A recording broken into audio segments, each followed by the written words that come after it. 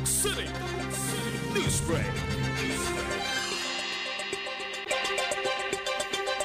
Umabot sa halos 275 siklista ang dumalo sa nakaraang 2025 Matagoan Cycling Festival na idinaos sa The Rans ATV Adventures Kalinga o TRAAC sa Barangay Bulod, Tabuk City. Ang mga lumahok ay galing sa iba't ibang lugar sa Luzon tulad ng Igig, Ballesteros, Enrile, Tugigaraw at Sanchez Mira sa Cagayan, Bagabag, Nueva Vizcaya, Lamut, Ifugao, Quezon, San Mateo, Kawayan at Tumawini sa Isabela, Alaminos, San Manuel at Umingan sa Pangasinan, Batak, Ilocos Norte, Santa Cruz, Laguna, San Fernando, La Union, La Trinidad, Benguet, Quirino Mountain Province at Santiago City. Ang Matagoan Cycling Festival ay may 6 na kategorya na kinabibilangan ng 16 years old and below, 17 to 24 years old category, 25 to 37 years old category, 38 to 49 years old category, 50 years old and above category, Open Female at Open Pro.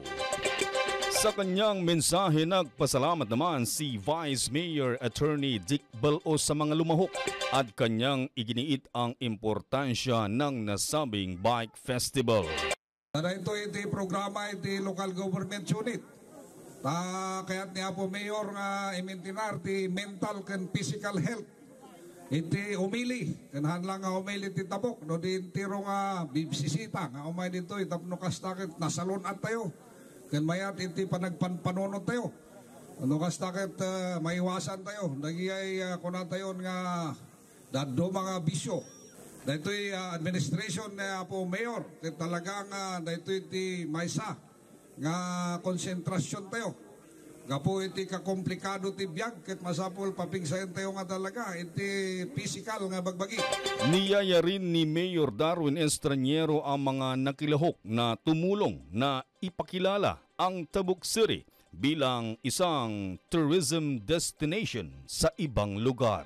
The people of Tabuk collectively feel the honor and pride for your presence and participation in this Matagoan Bike Fest, and this is also one opportunity for us to showcase the fact that Tabuk City has something to offer to our visitors, and of course offers comparative advantages to organizations that endeavor to hold their activities in the city of Tabuk. Nakita nyo naman kung gaano kaganda ang aming syudad. That is why I'm asking you, lahat ng mga taga-ibang lugar, nakikiusap po kami sa inyo.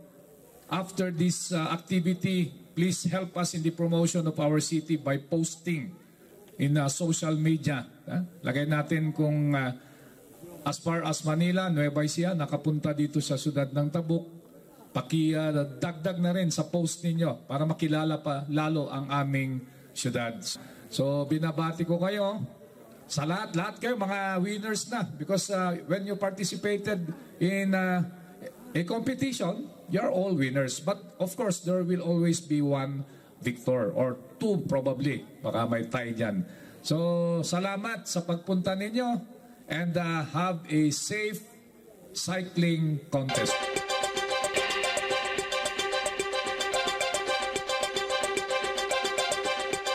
At yan ang balita para sa oras na ito.